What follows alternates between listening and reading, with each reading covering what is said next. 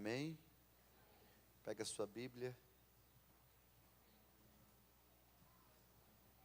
Vamos ler um texto juntos.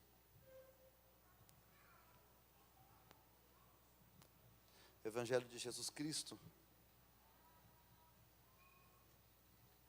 escrito por Mateus.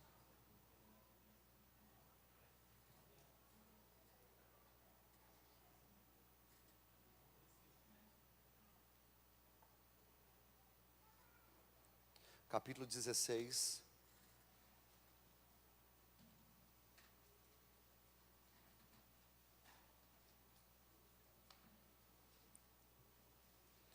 Nós vamos ler do 13 ao verso 23.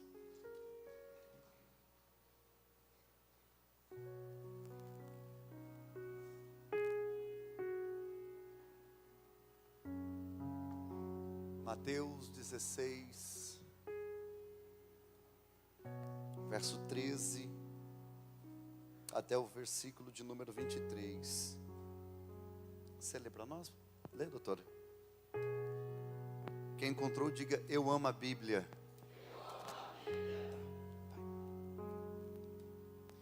Indo Jesus para a região de Cesareia de Filipe, perguntou aos seus discípulos: quem os outros dizem que é o Filho do Homem?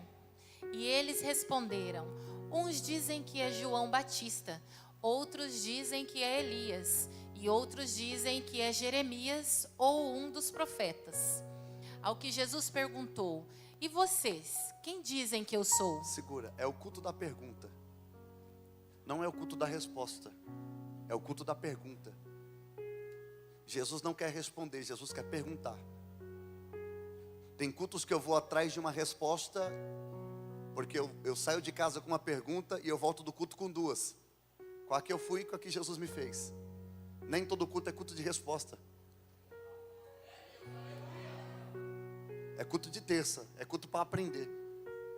Tem dia que você vem cheio de perguntas e Deus te faz mais uma. Jó fez uma pergunta para Deus, Deus fez quase 48 perguntas para Jó. E disse: se tu responder as minhas, eu respondo a tua depois.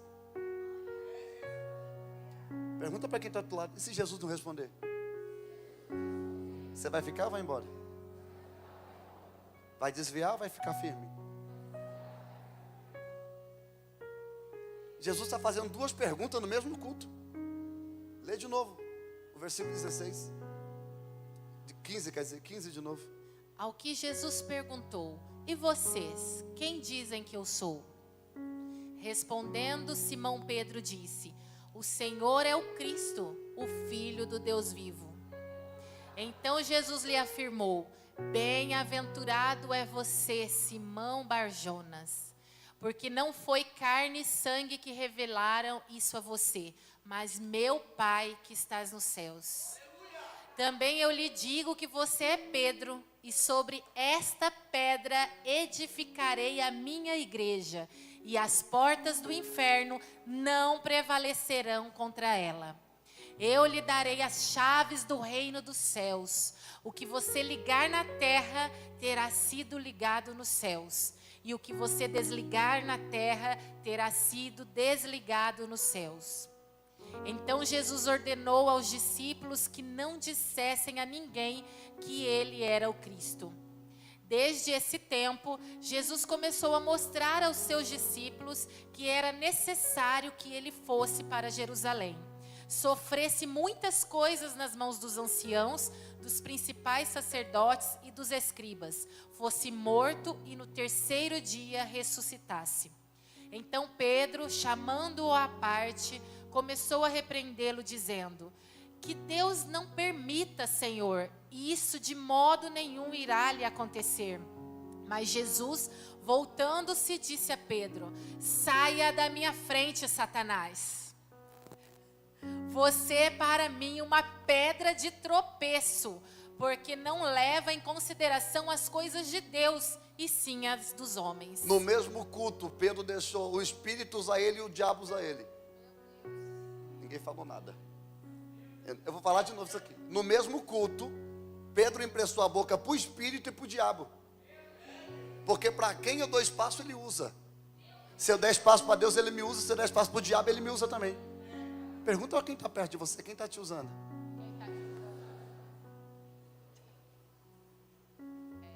Limão, hein? Não, pastor, mas quem fala, canta lá macheia, bate o pé no chão, não faz essas coisas não. Não?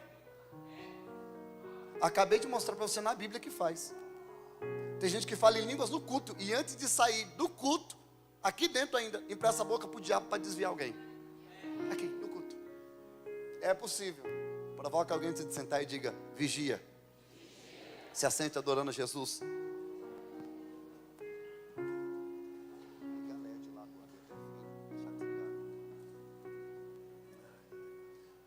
Quem estava com muita expectativa para essa noite diz amém. Queridos, nessas terça-feiras que passaram, nós recebemos 7, 8 pastores aqui. E quantas coisas boas eu ouvi deles concernente à nossa igreja, a essa geografia, a nossa denominação, essa parte da igreja que adora a Deus aqui. Todos eles falaram muito bem acerca do nosso culto da palavra. Eles disseram que o nosso culto da palavra é muito famoso, é muito conhecido na cidade. Exatamente pela quantidade de pessoas que nós conseguimos reunir aqui toda semana. Então eu glorifico a Deus por saber que nós não somos conhecidos por uma igreja de misticismo, nós não somos conhecidos por uma igreja que corre atrás de profeta, nós não somos conhecidos como igreja que fica atrás de óleo ungido, nós não somos conhecidos como igreja que fica atrás de pessoas para ficar orando e profetizando. Nós somos uma igreja que somos conhecidos porque abrimos a palavra e honramos a palavra. E 2 informações eu quero dar a vocês e entrarmos no texto. Já vou avisando que hoje é só introdução acerca de quem é Pedro. Iniciaremos mesmo com toda a força na semana que vem, até porque hoje a introdução vai ser baseadamente 1 hora, e é exatamente 1 hora que eu tenho para pregar hoje.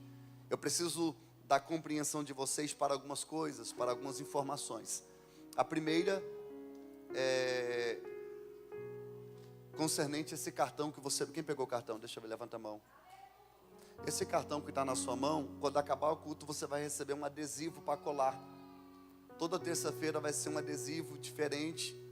E você vai colar esse adesivo, mostrando que você estava nesse culto, porque no final dessa imersão, haverá certificado assinado, reconhecido, entregue. Vamos fazer uma festa aqui para entregar o certificado na imersão sobre a história de Pedro. Amém ou não amém? Amém. Nós faremos uma imersão completa. Então não perca, tá? Não perca nenhum dia, porque se você perder um dia, você vai ficar desanimado em vir nos demais. E não vindo nos demais, você vai ficar terça-feira sem cultuar na terça você vai enfraquecer, enfraquecendo você vai morrer espiritualmente, morrendo espiritualmente você não vai querer vir para o culto, não querendo vir mais para o culto, você não vai ter mais prazer nas coisas do Senhor, aí Jesus volta e você vai para o inferno. Então é melhor você vir, não faltar, manter uma constância, tá bom? Fica crente, provoca alguém e diga, fica crente, fica crente, coloque Cristo como sua prioridade, não marque nada de terça-feira, porque terça-feira você já tem compromisso. Amém? Amém? Segunda informação, nós estamos no ano profético de... Tem aquela imagem aí, Luiz, para colocar aqui na tela? De Pedro. Nós estamos no ano profético de Pedro. Isso. Peixes, pedra e propósito. Você pode repetir? Ano de Pedro, peixe, pedra e propósito. 1, 2, 3.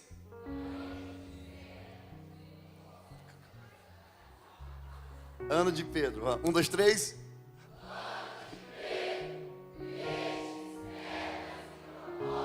Vamos lá embaixo? Chama. Mudança. Família.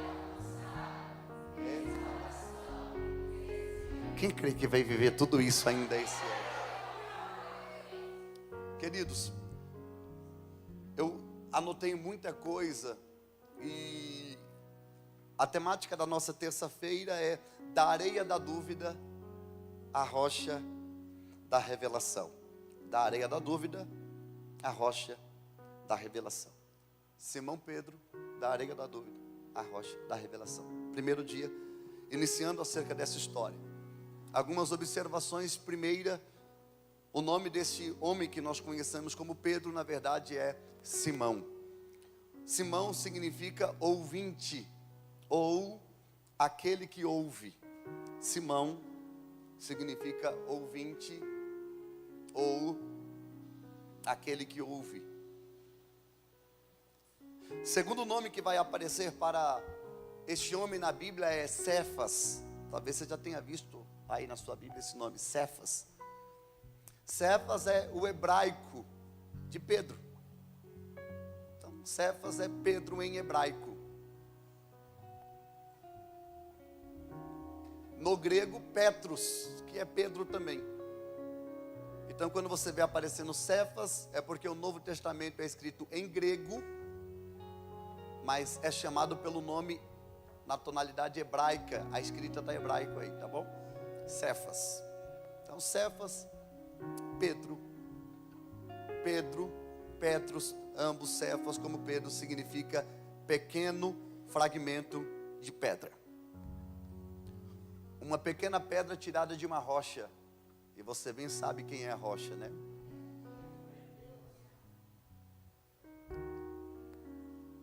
Falando sobre este homem chamado Simão,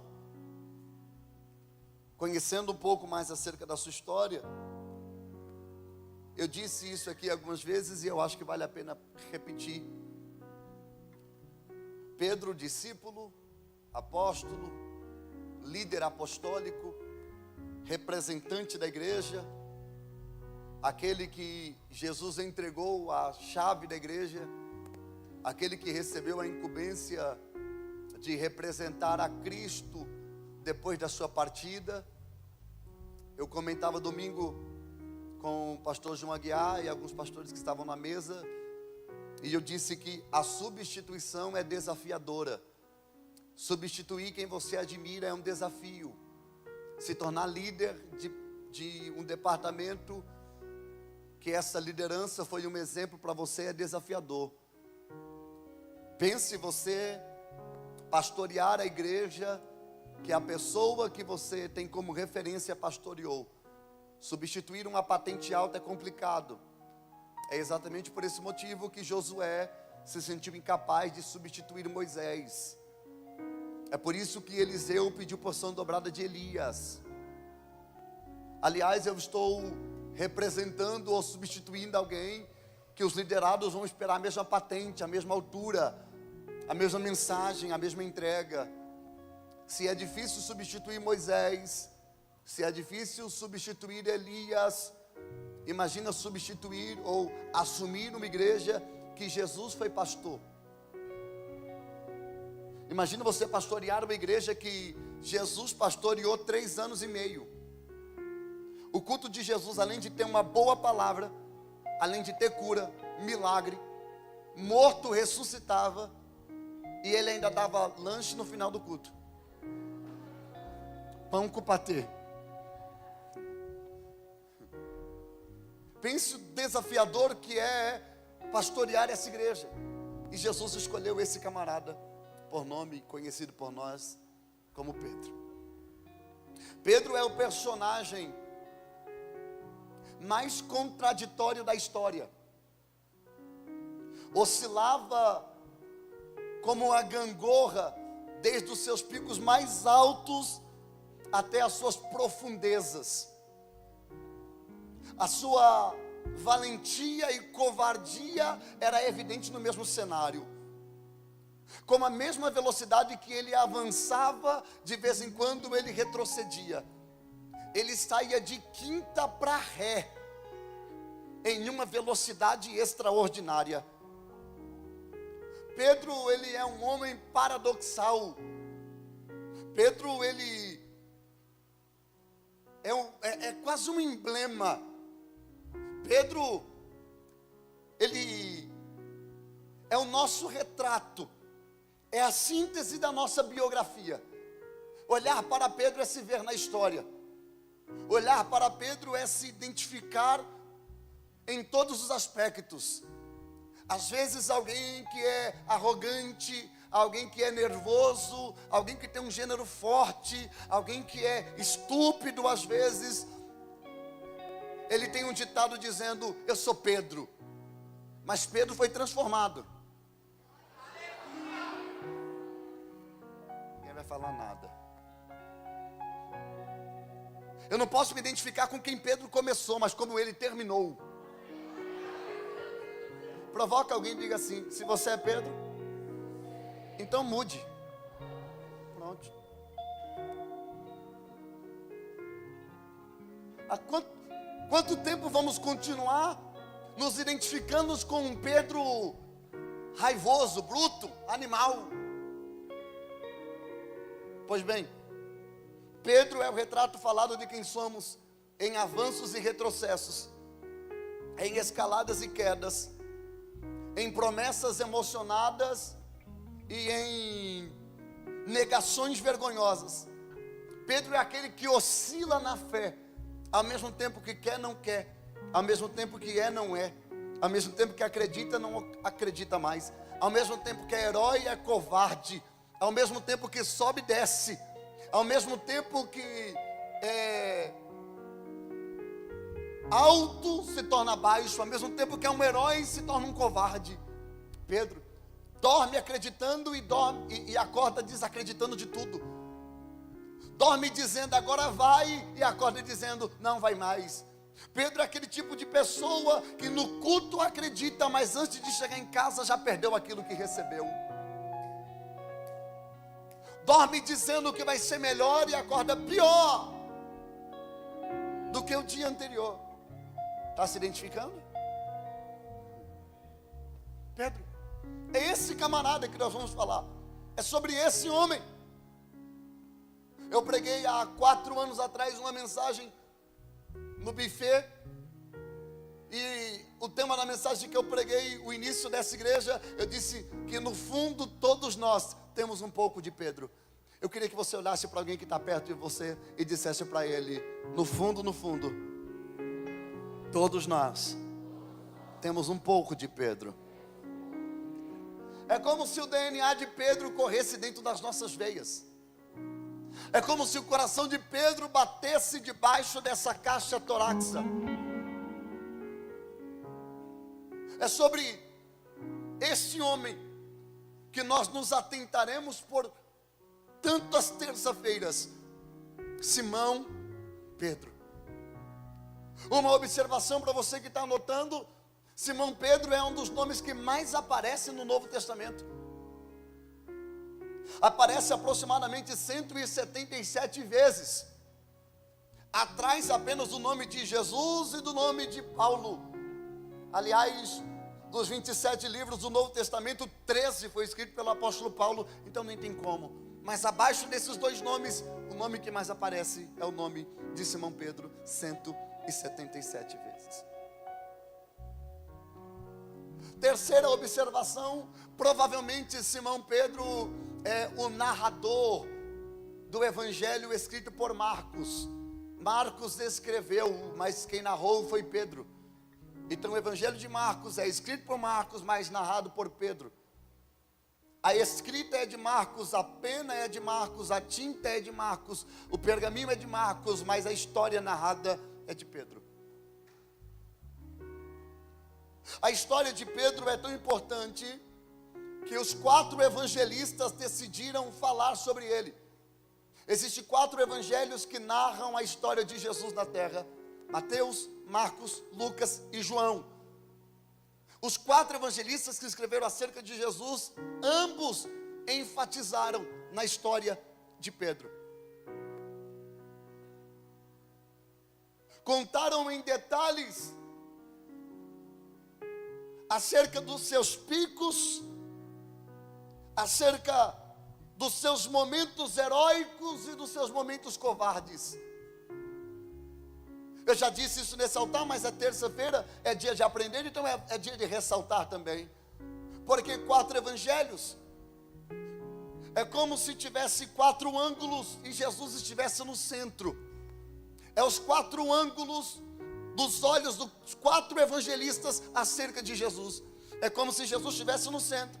Mateus olhando pela frente, Marcos olhando pelo lado, Lucas olhando pelo outro lado e Marcos olhando pelo fundo, dando o panorâmico completo de quem é ele. Porque 4 evangelhos? Por causa que ainda que a terra seja redonda, ela tem 4 cantos. Os 4 pontos cardeais: norte, sul, leste e oeste. As 4 estações do ano: primavera, verão, outono e inverno. Os 4 ângulos, os 4 lados. É como se não deixasse escapar nada. Um dia alguém questionou por que não tem mais história sobre Jesus, porque não precisava. Ele é o centro dos 4 evangelistas. Quem olha dos 4 ângulos enxerga ele. Cada um evangelista escreveu acerca de Jesus para um povo diferente. Exemplo, Mateus escreveu sobre Jesus para os judeus. O evangelho de Mateus é escrito para os judeus. O que Mateus está querendo mostrar para os judeus é que Jesus de fato é o Filho de Deus. Diz que ele é o rei. É por isso que Mateus dá a sua genealogia, mostrando que ele é da tribo de Davi, mostrando que ele é filho da tribo de Judá, mostrando que ele é da descendência de Davi, mostrando que ele é filho de José. Porque a genealogia? Porque só tem genealogia quem tem pedigree, quem tem história, quem é rei. E Mateus está dizendo, ele é rei. É por isso que só no evangelho de Mateus você vai encontrar por 32 vezes a palavra o reino dos céus. Mateus está muito interessado que os judeus compreendam que Jesus de fato é o rei dos judeus. Diferente de Marcos. Marcos está escrevendo aos novos convertidos. Marcos está escrevendo para os simples que estão recebendo aquele evangelho. Então Marcos vai apresentar Jesus como o servo sofredor. Diferente de Lucas, o evangelho de Lucas é escrito para os gregos. Então Lucas está interessado em mostrar para os gregos a perfeição de Jesus, o homem perfeito que ele era, o Jesus perfeito. Aliás, os gregos viveram sempre à procura de perfeição, fazendo deuses para si, como Zeus, Afrodite, Atenas e outros, Dionísio e outros, mostrando. Os gregos mostravam a perfeição dos seus deuses, e vem Lucas escrevendo para os gregos, mostrando que só existe um homem que foi perfeito, e o nome dele é Jesus de Nazaré. Diferente de Mateus, diferente de Lucas, diferente de Marcos, tem João. João não tem interesse de mostrar o lado humano de Jesus. O lado mais divino de Jesus é mostrado por João. João tem interesse de mostrar que ele não era homem. João tem interesse de mostrar que ele não era apenas homem. João tinha interesse de mostrar que de fato ele era o Filho de Deus. Porque a grande pergunta era, será que ele era mesmo? Será que ele ressuscitou? Será que ele é o Deus encarnado? Aí vem João. João esquece a genealogia. João esquece o nascimento dele. João não está preocupado de falar sobre a manjedoura. João não está preocupado de falar sobre a aparição do anjo falando com Maria e com José. João não está preocupado em dizer que ele é perfeito como homem. Não, João está defendendo o texto. O evangelho de João é apologético. Ele está defendendo acerca de quem é o Cristo. Por isso que no versículo 1 do capítulo 1 ele inicia dizendo, no princípio era o verbo, e o verbo estava com Deus, e o verbo era Deus. Tudo foi feito por ele, e sem ele nada do que se foi feito se podia fazer. Ele é o Deus encarnado que desceu na terra, andou sobre os homens. O que João está dizendo é, a palavra encarnou, o verbo, a palavra encarnou. Aquilo que nós víamos escrito, agora não estava mais escrito, estava andando entre os homens. O nome dele é Jesus Cristo, o Filho de Deus. Dentro dessas 4 narrativas, desses 4 evangelistas, eles também dão detalhes acerca de quem é Pedro, de quem é Simão. Pega isso, anote para quem está anotando. Pedro é natural de Betsaida. O nome da cidade onde Pedro nasce é Betsaida, uma aldeia de pescadores, situada na região leste do Mar da Galileia, próximo a Cafarnaum. Pedro nasce em Betsaida, mas é criado e trabalha, gera família e mora numa região chamada Cafarnaum. Vale lembrar que Cafarnaum é palco de onde Jesus decidiu firmar o seu ministério. Os maiores milagres de Jesus acontecem em Cafarnaum. Jesus mora em Cafarnaum. Ele é criado em Nazaré, mas quando ele estabelece o ministério é em Cafarnaum. Por que Cafarnaum? Porque é uma cidade que é marejeu, à beira do mar da Galileia. É um lugar portuário, onde todas as pessoas, ou todas as mercadorias que entram em Jerusalém, tem que passar por Cafarnaum para depois subir para Jerusalém. Isso aqui é uma rota estratégica. Antes do povo chegar e ir para Jerusalém, Jesus encontrava eles no meio do caminho, porque sabia que Jerusalém estava corrompido. Então quando o povo chegava em Jerusalém, chegava com uma notícia, uma observação: Jesus não vivia em Jerusalém. Jesus vai em Jerusalém 3 vezes e na terceira ele vai ser preso. Não era costume, era como se Jesus vivesse no interior e Jerusalém fosse em São Paulo, mais ou menos, uma capital. Não era comum, mas todo mundo que chegava em Jerusalém chegava com a seguinte pergunta: quem é aquele homem que está em Cafarnaum? Quem? Aquele que não prega na sinagoga, mas prega na beira da praia. Aquele que decidiu alcançar quem ninguém quer alcançar. Aquele que prega com autoridade, aquele que diz que ser o filho de Deus. Jesus não vai a Jerusalém, mas a notícia de quem é Jesus chega em Jerusalém. Em Jerusalém todo mundo sabe quem é ele. Em Jerusalém todo mundo conhece a história sobre o que está acontecendo. Então, dentro dessa estratégia, Jesus vai alcançar esse homem por nome de Simão Pedro nessa região de Cafarnaum. Sendo assim, eu estou dizendo que Pedro é galileu. Se fosse você, eu anotava isso. Pedro é galileu. Pedro não é da Judéia, Pedro é da Galileia. É um galileu desprezado. Pastor, por que desprezado? Porque ele nasceu numa terra obscura, com grande influência gentílica. Os romanos também estabeleceram a sua base militar em Cafarnaum. A Galileia chegou a ser conhecida no 1º século como a Galileia dos gentios. Havia muitos romanos e os judeus odiavam ter que conviver com esse povo. Essa região da Galileia era conhecida como trevosa, um lugar de escuridão. Crescia nessa região da Galileia muitos mitos, sincretismo, muitas crenças estranhas do meio judaico. Se pregavam até mesmo acerca de fantasma ou reencarnação. Ainda que Allan Kardec seja o pai do espiritismo, naquele tempo alguns judeus já falavam sobre encarnação. É por isso que certo texto, nós vamos chegar lá ainda, que Jesus vem andando sobre as águas, os discípulos gritam: é um fantasma. Eles acreditavam em fantasma. Era muito forte essa cultura que crescia, porque onde se ausenta a palavra verdadeira do evangelho, se aparecem os miticismos. Porque onde não tem palavra precisa ter entretenimento. Eu vou falar. Porque onde não tem evangelho precisa ter entretenimento. Porque onde não tem palavra de verdade precisa interter com outra coisa. Eu não vou entrar nesse mérito. Outra observação: Pedro é irmão de um discípulo chamado André. Me cobrem, por favor, pregar sobre André aqui. André, a história de André é incrível, incrível. André, todas as vezes que ela aparece na Bíblia, ele favorece alguém. André é uma espécie de conexão. André não prega, André não canta, não toca, não rege, não serve água, ele conecta. Toda passagem de André, ele conecta alguém a alguém, alguma coisa a alguma coisa. O ministério dele é conectar, é pontífice. André, ele só aparece para conectar. Exemplo, quem apresentou Pedro para Jesus foi seu irmão André.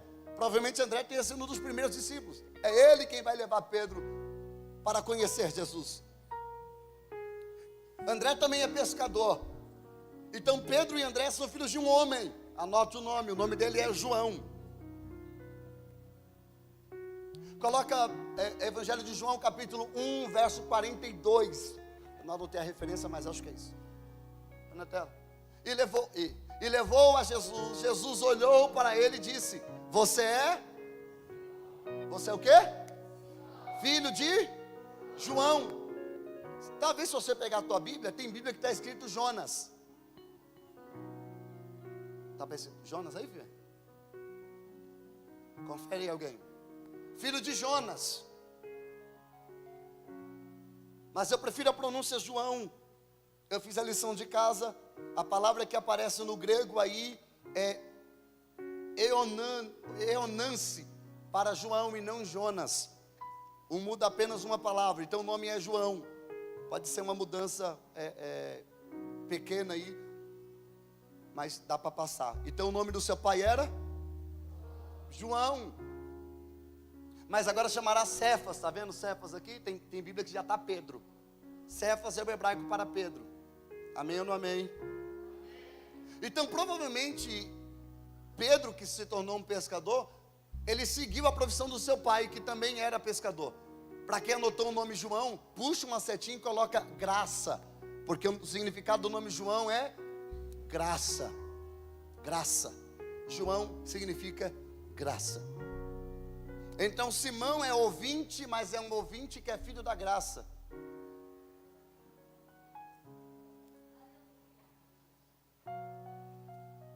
Por que Jesus chamou esse homem com uma educação limitada? Falava aramaico, mas aquele aramaico bem interiorano. Se Pedro fosse brasileiro, ele seria meio que votuporanguense. Acha? É exatamente isso que ele ia falar agora. Ele não ia falar porta, ele ia falar porta. Então é um aramaico bem interiorano, um aramaico bem puxado, um sotaque característico da Galileia. Devido à sua profissão de pescador, há quem acredita que ele, por estar envolvido no meio de muitos gregos, acredita-se que ele falava um pouco grego. Mas quando falava grego, o falar grego para comunicação. Não sei como eu explico isso aqui. Tem gente que acha que fala inglês, mas se comunica só. Como explicar isso? Pedro aprendeu a se virar. Acho que essa palavra é boa. Não? Se virar é bom? Aprendeu a se virar, pastor. Sabia as palavras que precisava dentro do comércio. Tipo thank you, sorry. Você vê, você vai, é um inglês puro. Não, é só o improvisations. Então provavelmente como ele negociava com gregos e com romanos, com gentios, provavelmente ele arriscava um pouco de grego. Mas Pedro nunca esteve em um lugar de relevância, nunca esteve em um lugar de evidência, nunca foi visado. Os religiosos lhe ignoravam. Os religiosos, para os rabinos, os religiosos, os fariseus, os saduceus, era como se Simão fosse invisível, como os pescadores fossem invisíveis. Não tem nada para nos oferecer, não tem nada para entregar a nós. Sempre foi ignorado. Pessoas passavam na frente dele e não sabia quem ele era. A cúpula religiosa lhe ignorava. Pedro sabia o que era um olhar de desprezo. Pedro não sabe o que é ser recebido de pé por alguém. Pedro está acostumado a ser deixado de canto. Quem passa pela beira da praia, o seu lugar de trabalho, tampa as narinas para não sentir o cheiro de peixe. Que cheiro forte de peixe. As pessoas se afastavam, principalmente os religiosos, não chegavam perto dele. Ele está acostumado com isso. Ainda que ele sempre fosse ativo, sempre trabalhou nos bastidores, ele sempre foi invisível pelos religiosos. Ninguém nunca parou para pregar para ele. Ninguém nunca parou para falar sobre Deus para ele. Ninguém nunca pregou uma mensagem sobre Cristo para ele. Nunca ninguém deu nenhuma oportunidade para esse homem. Por quê? Porque ele é desprezado. porque ele é um qualquer, porque ele é só mais um, porque ele é pescador. Quem olharia para um homem desse perfil? Quem daria uma oportunidade para um homem como esse? Além de ser um pescador, também um homem difícil de lidar. Mais invisível do que ele ainda era André, que era o seu irmão, tímido, não é tagarela como ele, não é comunicativo como ele.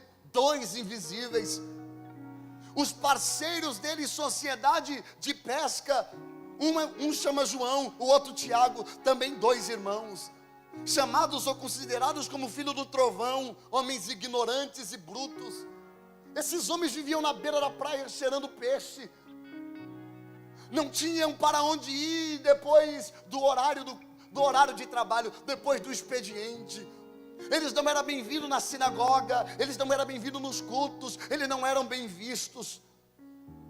Por quê? Pelo simples fato de estarem trabalhando como pescador, isso indica que eles receberam uma reprovação. Dobre a sua atenção, por favor. Quem mais vai se destacar na história é Pedro. Eu quero que alguém pegue isso. Quem mais vai se destacar na história é Pedro. Porém, quem levou Pedro para Cristo foi André. André é anônimo, Pedro é evidente. Mas foi André que levou Pedro. Porque eu posso não ser um grande ganhador de alma, mas eu posso ser a pessoa que vai ganhar o grande ganhador de almas. Será que alguém consegue entender isso? Eu pergunto para você, quem é mais conhecido para você? Ananias ou Paulo? Ananias apareceu uma vez na história. Para quê? Para colocar a mão na cabeça de Saulo. Saulo é o maior ganhador de almas, mas quem ganhou ele foi um anônimo. Se a igreja entendesse, como eu queria, Everton, que alguém entendesse isso, que eu posso estar ganhando, que eu posso estar sentado do lado de alguém, que eu posso ter trago essa noite, ou algumas noites atrás, a pessoa que mais vai ganhar almas em Votuporanga. Talvez eu não tenha chamada de ir para alguns lugares, mas Deus tenha me chamado para ganhar a pessoa que vai em muitos lugares. Eu quero liberar uma palavra ainda nesse campo introdutório, porque Jesus, Kelly, quando Jesus se encontra com uma mulher samaritana, Jesus vai pregar uma das suas melhores mensagens, porque Jesus não muda esboço quando tem pouca gente, Jesus não entrega menos quando tem menos pessoa. Jesus sabe que não é o povo que muda a mensagem, mas é a mensagem que muda o povo. Não é o cenário que muda a mensagem, mas é a mensagem que muda o cenário. Será que tem 3 pessoas aqui? Zaqueu, Jesus pregou a mensagem mais poderosa para a mulher samaritana. Foi para ela que Jesus disse: a hora vem, agora é, que o Pai está à procura dos verdadeiros adoradores que o adoram em espírito e em verdade. Por que Jesus não pregou essa mensagem para a multidão? Porque Jesus pregou para uma mulher, mas essa mulher, ela esqueceu o cântaro, ela entrou em Samaria, ela pegou Samaria e trouxe Samaria para o poço. Por quê, pastor? Porque quando eu começar a olhar com o olhar do céu, com o olhar do ministério, eu consigo compreender que em uma pessoa existe uma multidão. Para uma pessoa existe uma multidão. Jesus pregou para ela e ela trouxe uma multidão para Jesus pregar para a multidão. Levante as suas mãos aos céus, porque eu quero profetizar no primeiro dia dessa série de mensagem. Jesus vai levantar Pedro, mas antes ele vai levantar André, porque André precisa levar Pedro até Cristo, para que Cristo possa usar Pedro para ganhar 3.000 almas na primeira mensagem pregada, depois da descida do Espírito Santo. Quem é o único homem que ganhou 3.000 almas no primeiro sermão? Pedro. André nunca ganhou 3.000 almas, mas ganhou Pedro. Se alguém tivesse entendido isso aqui. André nunca pregou para 3.000 almas,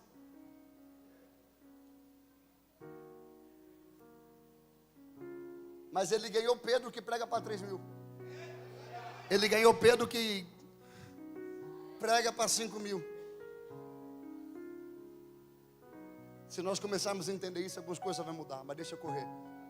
Por que ele é desprezado, pastor? Porque ele é um pescador. Por que ele é desprezado, pastor? Porque ele não é um rabino. Nesse tempo aqui, só quem era respeitado, honrado, credenciado, aplaudido, reverenciado, é quem era rabino.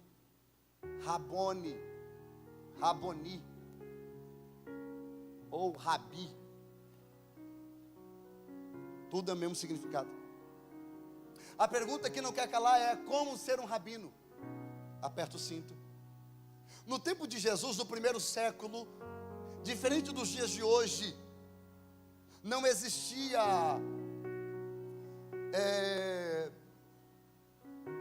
indicação para rabino. Não havia imposição de mãos. Não havia ser conduzido para isso. Precisava se tornar.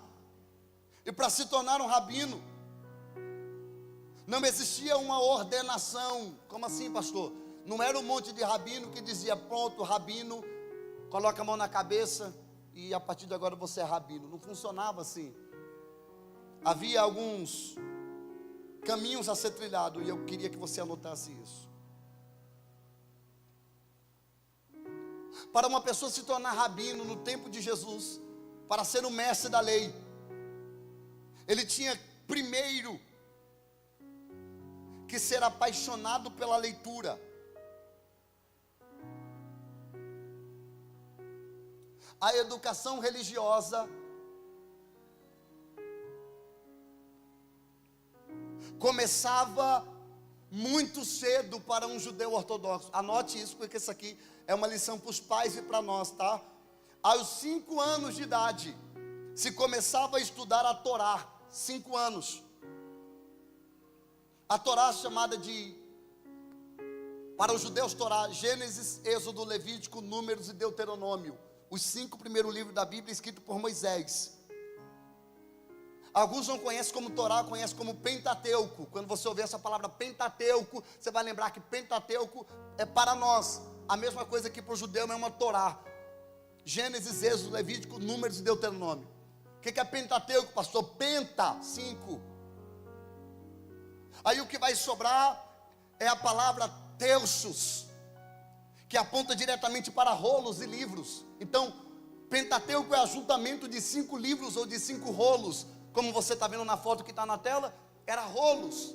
Então era 5 rolos desse Pentateuco, Torá.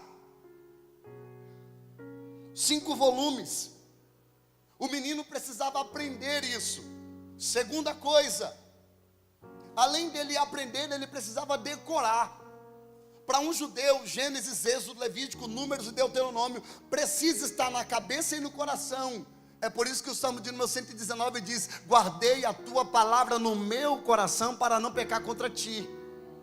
Todo judeu precisava saber disso, precisava conhecer isso. O Pentateuco era dividido em 54 porções, anote isso, 54 porções chamadas de Paraxá. O que é Paraxá, pastor? Paraxá são... A Paraxá é como se fosse pequenos grupos, 54 grupos de leitura. Era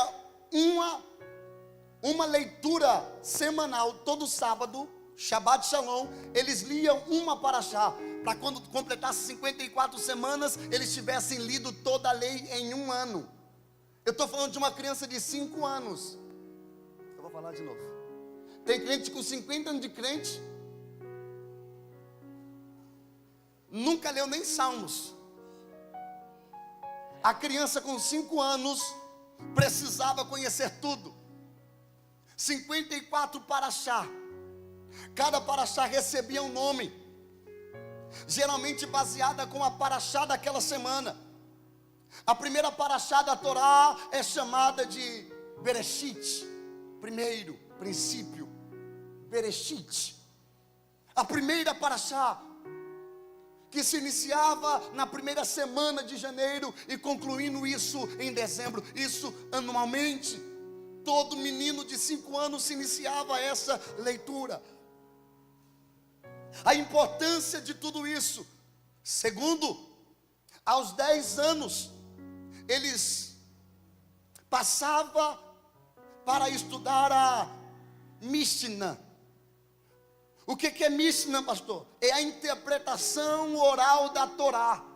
Porque com 10 anos ele já tem que ter os 5 livros na cabeça. E com 10 ele vai ter que decorar a interpretação dos rabinos sobre a Torá. 10 anos. Pastor, eu estou dando graças a Deus que eu não sou judeu. Aos 13 anos, eles entram na fase adulta. Aqui é com 18, né? Lá é com 13. Com 13 anos, eles são adultos e estão prontos para o casamento. Ninguém falou nada. As mães agarrando o filho, dizendo, está repreendido. Uma observação fora do contexto, mas ainda dentro do texto. Maria, quando recebeu a visita do anjo acerca de Jesus, ela tinha mais ou menos essa idade, 13 anos. Uma adolescente, né? Por fim. Com 13 anos, fase adulta, vai participar de uma cerimônia chamada Bar Mitzvah. Bar, filho, Mitzvah, lei, mitzvot, lei, filho do mandamento. Pastor, o que acontece no Bar Mitzvah? O menino de 13 anos faz a leitura da Torá. Quem está comigo diz amém. Amém. Que simboliza participar em público e citar aquilo que aprendeu durante esse tempo, assim como a sua capacidade de interpretação dessa história e os valores transmitidos pelo texto sagrado. Segunda coisa que acontecia, o tefilim.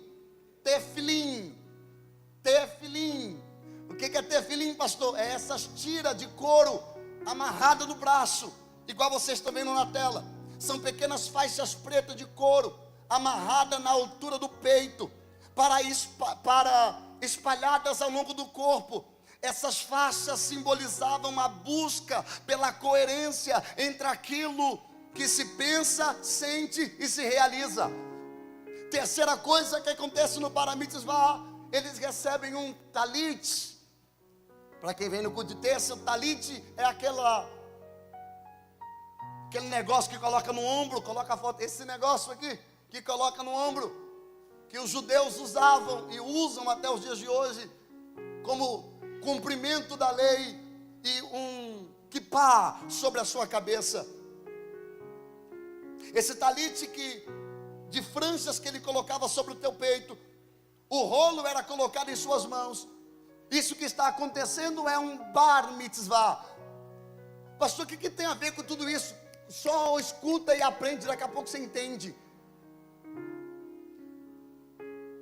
Então, o menino com 13 anos, ele precisa recitar as 613 leis encontradas em Levítico. Essas leis são tanto civis, como moral, como cerimonial. O menino tem que saber, precisa aprender, Lucas.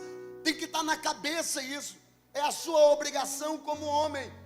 Das 613 leis, 248 leis são positivas. Como assim positiva, pastor? Coisas que Deus mandou fazer. Da sobra 365 que são lei negativa, que é o que Deus proibiu fazer. Porque Deus mais diz não do que sim. Perdido ali. Deus é um Deus que fala mais não do que sim. Nas 613 leis, são 365 leis negativas. Deus falou, não pode fazer. Esse número corresponde às partes do corpo humano. Segundo o Talmud, são 248 órgãos e ossos diferentes, e 365 artérias que existem no corpo humano. Cumprir a lei, para eles, é como se dissesse, todo o meu corpo anda em harmonia com aquilo que o céu decidiu que eu preciso fazer. Você entende por que tudo isso é tão importante? Você entende por que tudo isso é necessário?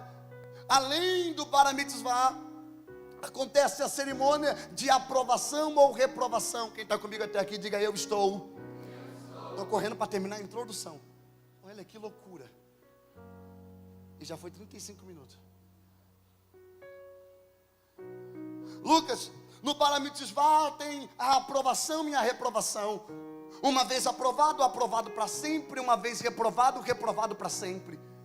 Quem os rabinos aprova está aprovado. Quem os rabinos reprova está aprovado. Uma vez reprovado, não existe segunda chance. Não existe segunda oportunidade. Se você for aprovado, você continua estudando para com 30 anos ser um mestre.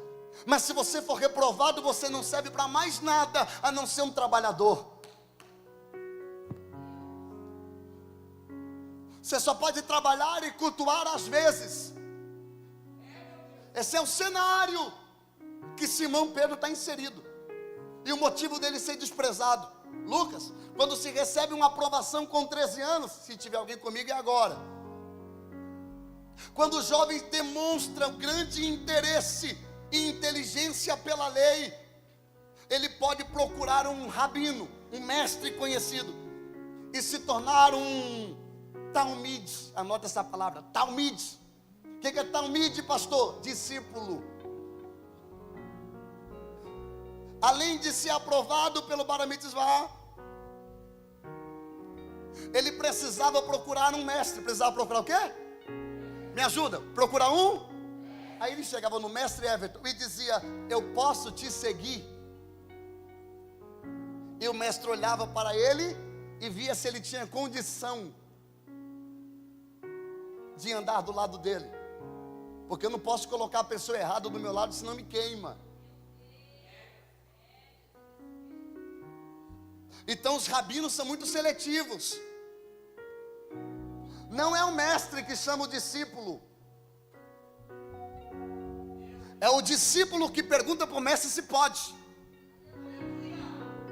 E quem é reprovado pelo sistema religioso não tem coragem de procurar um mestre e dizer para ele: posso te seguir? Tu pode me ensinar? Ele precisa passar aí aproximadamente 17 anos da sua vida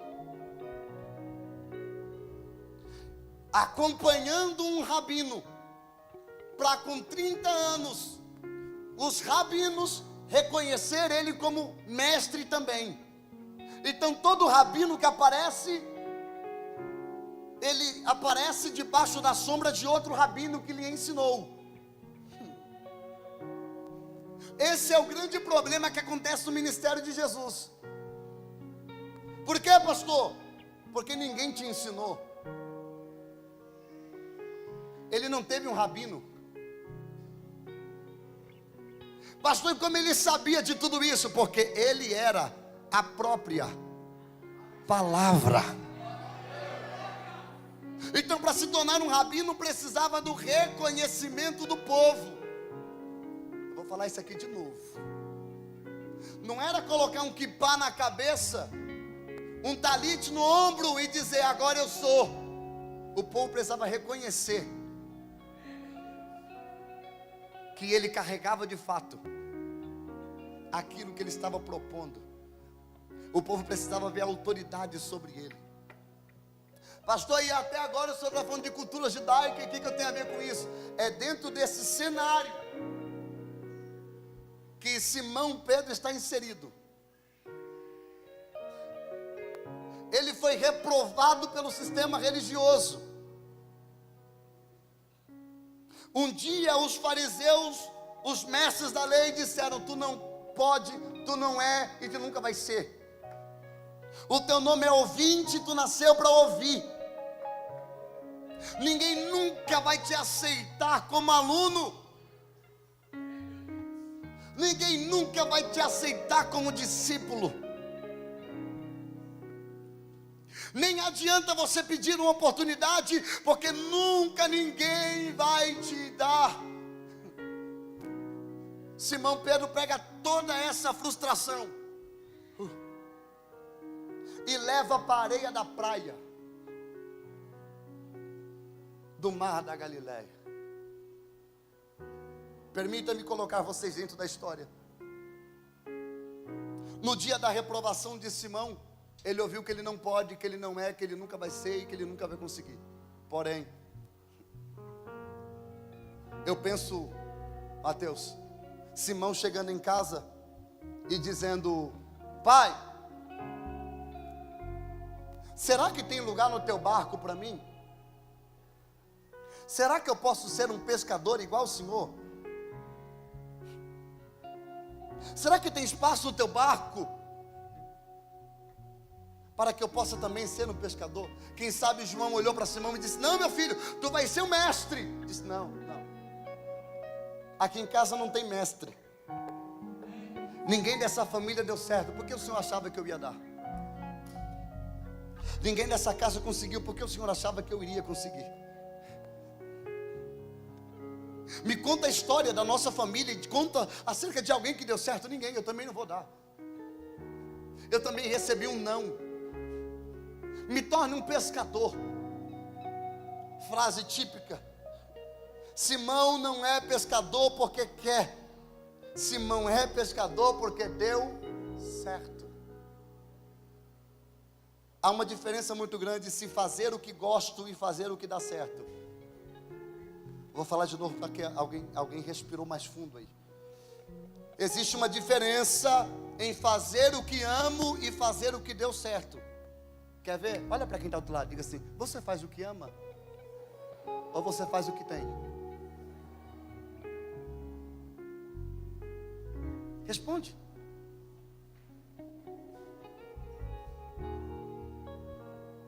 Isso aqui não é Johnny, isso aqui é índice.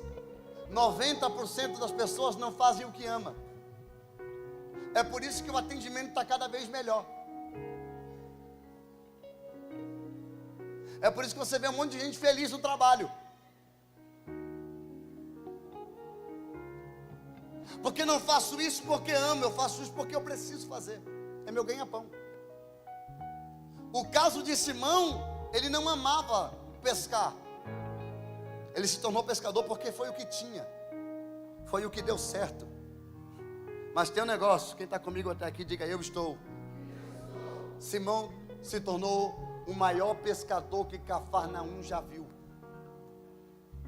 Ele foi o melhor pescador, porque ele decidiu que não seria frustrado em todas as áreas da sua vida. Já que eu não consegui ser um mestre, eu vou ser um pescador. Ele era conhecido pela pesca, empresário no ramo da pesca. Tinha 2 sócios, João e Tiago. Penso que quando Simão chegava na beira do mar da Galileia, alguém dizia: gente, Simão chegou, guarde as redes. Quem pescou, pescou, pastor Valdir. Quem não pescou, esquece. O bonito é assistir ele pescando, porque ele sabe onde está o cardume. Ele sabe a hora que pesca. Parece que ele tem um negócio para o peixe. Ele conhece os 23 quilômetros de largura por 14 de comprimento do maior reservatório de água doce, chamado de Mar da Galileia, que está 23 metros abaixo do nível do mar Mediterrâneo. Sobre as rochas, sobre as grandes rochas das montanhas da Galileia e as montanhas ocidentais, que é as montanhas de Golã. No meio, um reservatório de água doce, que esse homem, quando chega, ele chega chegando. Simão chegou, assista a aula. Esse é o cenário de Lucas capítulo 5. A Bíblia diz que naquele dia Simão saiu para pescar. E a Bíblia diz que pescando a noite inteira, jogou a rede a noite inteira, tentou pescar a noite inteira, mas a Bíblia diz que ele não pegou. Olha para quem está do outro lado e pergunta para ele: o que fazer? Quando a única coisa que você sabe fazer começa a dar errado. O que fazer quando a única coisa que você acha que é bom não está funcionando? É esse cenário de frustração que Simão sai das águas, pega as redes e começa a lavar as redes na beira da praia. Quando Simão está lavando a rede, quem vai chegar por lá? Jesus. Jesus, ele é mestre. Jesus é Rabone. Jesus é Raboni. Jesus pode ter discípulos. Jesus pode pregar na sinagoga, mas ele decide ir para a beira do mar da Galileia, se encontrar com um homem que está frustrado em uma noite que não estava boa. Aí Jesus vai olhar para o pescador e vai dizer para ele: me empresta o teu barco. Brincadeira? Simão, me empresta o teu barco. Faz mais um favor, afasta da praia. Deixa eu pregar de dentro do teu barco. Deixa eu ensinar de dentro do teu barco.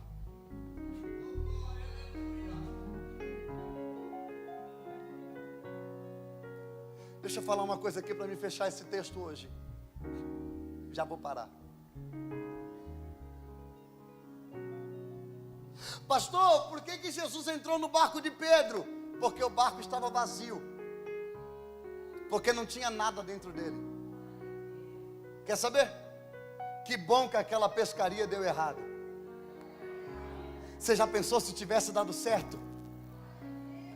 Se tivesse dado certo, pastor Valdir, Jesus ia chegar e dizer: me empresta o barco. Pedro ia dizer: eu até queria te emprestar, mas infelizmente essa noite a pescaria foi maravilhosa e meu barco está ocupado com tanto de peixe que eu peguei essa madrugada.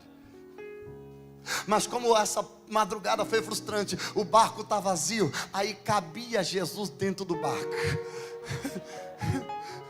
Porque o barco precisa estar vazio para caber Jesus. Porque Jesus é o único que se interessa por você com o barco vazio. Tem uma mão levantada, tem outra levantada. Eu vou falar de novo. Jesus é o único que olha para você e deseja entrar no teu barco quando o teu barco está vazio. Jesus não é atraído pelo que você pode oferecer a Ele. Jesus é atraído por aquilo que Ele pode oferecer para você. Será que tem alguém aqui? Deixa eu falar uma coisa para ver se alguém veio dar glória a Deus essa noite. Assim diz o Senhor: um dia você ainda vai agradecer por cada pescaria que deu errado na sua vida. Um dia você ainda vai agradecer por cada amizade que acabou. Um dia você ainda vai agradecer por cada contrato que não foi assinado. Um dia você ainda vai agradecer por cada compra que não foi executada. Um dia você ainda vai agradecer por cada coisa que deu errado na sua vida. Foi eu que fiz dar errado. Foi eu que dei ordem para os peixes não entrar. Ei, se aquela promoção tivesse dado certa, nem crente você era. Se aquele relacionamento tivesse dado certo, você não estaria casada com quem você está hoje. Se aquela oportunidade tivesse dado certo, nem em Votuporanga você morava. Se aquilo tivesse dado certo, nem crente você seria. Mas foi as noites frustradas, os planos não sucedidos, que trouxe você exatamente para o lugar onde Jesus queria que você estivesse. Levante a mão direita ao céu comigo. Dedo de profeta. Joga esse dedo no nariz de alguém e diga assim para ele: tinha que dar errado. Diga para ele, grita para ele: tinha que dar errado. Aquilo não poderia dar certo. Aquela porta não era para você. Aquele carro não era para você. Aquele relacionamento não era para você. Que bom que deu errado. Por quê, pastor? Porque exatamente hoje, dia 6 de maio, você está no culto da palavra e Jesus entrou no seu lar.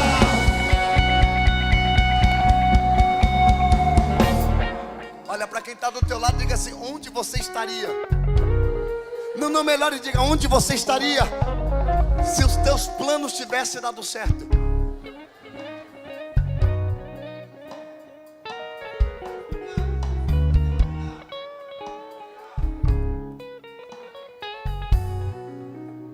Se você não tivesse sido ferido, se a rede não tivesse ficado vazia, se a noite não tivesse sido frustrante, aquela noite foi, aquele dia, aquela noite foi ruim só para Pedro. Para Jesus foi maravilhoso. O barco estava vazio, cabia Jesus lá dentro. Jesus não é atraído pelo cheio, Jesus é atraído pelo vazio. Eu vou tentar de novo porque tem uma mão levantada ali. Eu vou falar de novo. Jesus não é atraído pelo cheio, Jesus é atraído pelo vazio. Porque o que está cheio não cabe ele. Sabe por que tem muitas pessoas que vêm para o culto e voltam do culto e continuam vazios, ou melhor, continuam cheios? Porque todo mundo está cheio de alguma coisa. Todo mundo está aqui, está cheio. Um está cheio de raiva, outro está cheio de ódio, outro está cheio de ira, outro está cheio de inveja, outro está cheio de rancor, outro está cheio de coisas terríveis na cabeça, outro está cheio de tristeza. Mas Jesus está dizendo: quando você esvaziar, quando o barco estiver vazio, assim diz o Senhor, no primeiro dia do culto da palavra, eu não me interessei por você, pelo que você pode fazer por mim, eu me interessei por você, por aquilo que eu posso fazer por você.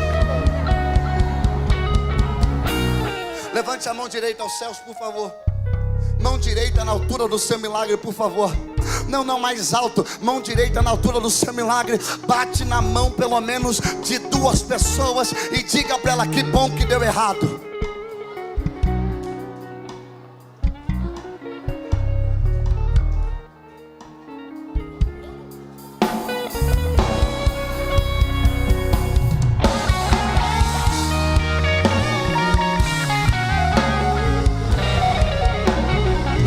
De dar glória, né? Não? Então eu vou ler um texto para me terminar essa noite. Romanos capítulo 8, versículo 28. Para alguém pular da cadeira. Eu terminei.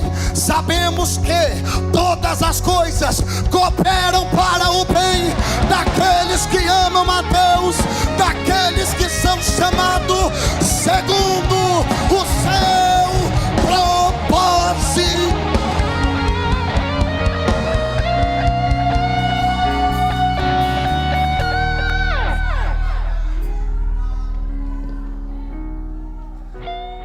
Parei. Hoje é só para você saber quem é Pedro. Parei. Desça, a gente volta.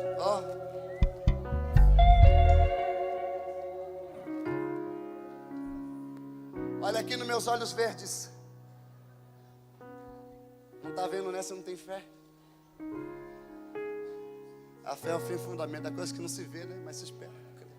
Está vendo meus olhos verdes? Baterista não tem visão. Acredite, tinha que dar errado.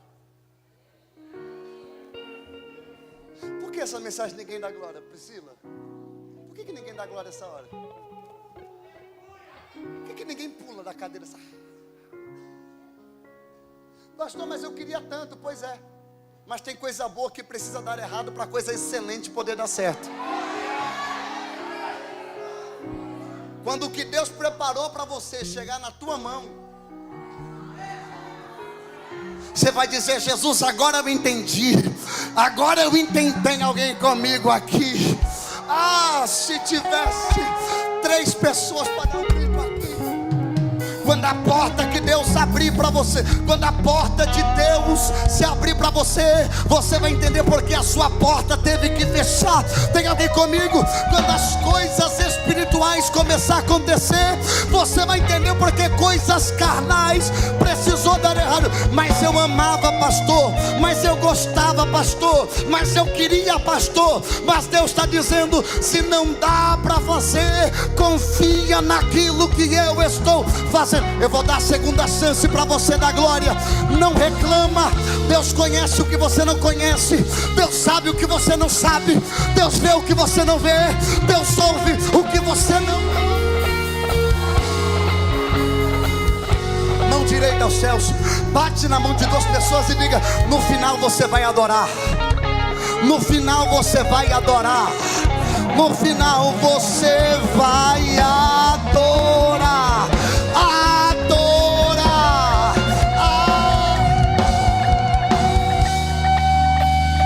Tiago, deixa eu ler mais um texto para nós ir embora. Gênesis capítulo 50, versículo de número 20. Deixa eu ler a Bíblia para ver se alguém vê comigo. 50, 20. Vocês, na verdade, olha José na frente dos irmãos dele. No final da história, os irmãos venderam, fizeram tudo o que podiam com ele. A mulher de Potifar caluniou, mas quando ele se tornou governador do Egito, os irmãos foram nele e disseram: José não se vinga. Essa é a resposta de José. Vocês, na verdade, planejaram mal contra mim, porém Deus tornou em bem, para se fazer como se vê no dia de agora, para preservar a vida de muita gente. O que José está dizendo é: vocês pensou que estavam me vendendo, mas Deus estava me mandando na frente. Vocês pensou que estavam me matando, mas Deus estava me enviando.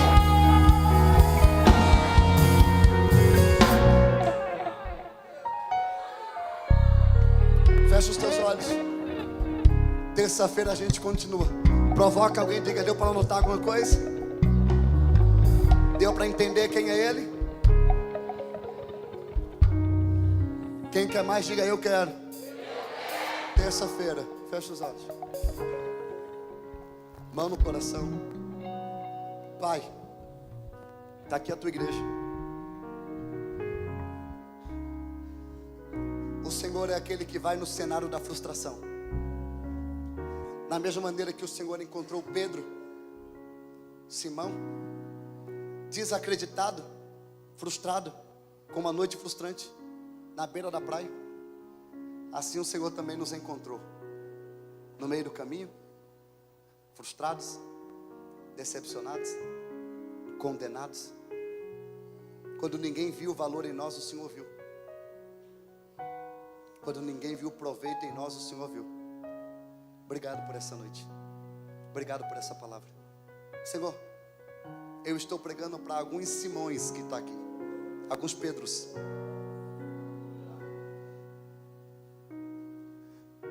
O Senhor é aquele que entra no barco vazio. Senhor, tem muitas pessoas que estão aqui hoje na areia da dúvida, mas até o último dia vai sair daqui firmes na rocha da revelação. Assim, ó Pai, como alguns de nós não se achamos dignos de estar onde estamos e receber o que recebemos, assim também Pedro estava. Senhor, Tu é aquele que chama desacreditados, rejeitados, ignorados, e ainda faz eles te representar na terra. Que essa realidade seja evidente na vida dos teus filhos que aqui estão, em nome de Jesus. Mão direita aos céus, bate na mão pelo menos, e tem que ser no mínimo 7, e tem que estralar para dar certo. Canta o refrão, canta o refrão. Você olha na mão de 7 e vai dizer para ela: tinha que dar errado. 1, 2, 3, vai.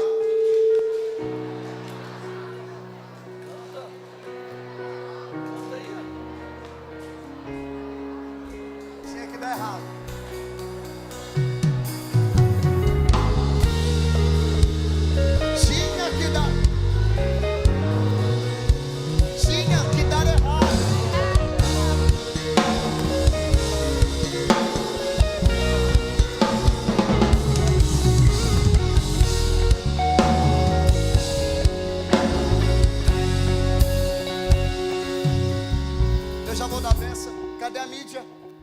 Titia Anitta, vem cá.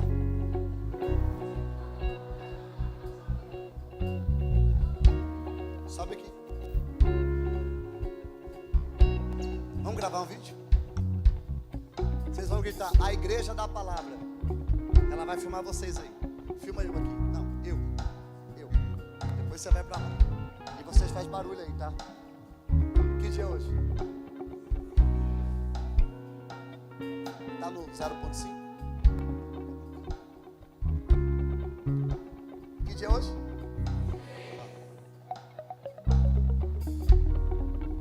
Hoje é terça-feira, dia 6 de maio.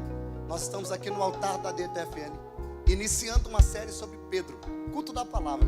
Você sabe que culto da palavra é culto vazio, o povo não gosta de Bíblia, o povo murcho, vem quase ninguém, porque o povo nem gosta da palavra. Mas os que amam a palavra, tem um recado para dar para vocês. Diz aí! Só quem ama a palavra celebra a Deus.